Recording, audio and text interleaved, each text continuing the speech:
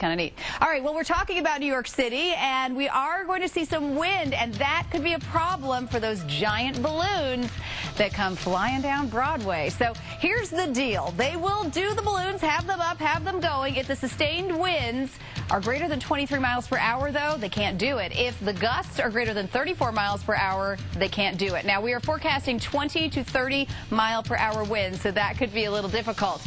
And as we start early in the morning, you can see we're expecting the wind chill. Yeah, even though it's going to be 30 degrees, it's going to feel like 17 because we've got that wind coming out of the west-northwest at 22 miles per hour, and that's about where it's going to stay. We'll warm up just to the freezing mark, but with the wind chill at noon, it's still going to feel like 20 degrees. So hopefully we'll be able to get those balloons going if it's safe to do so, but whether we do or not, the floats will definitely go. Mark.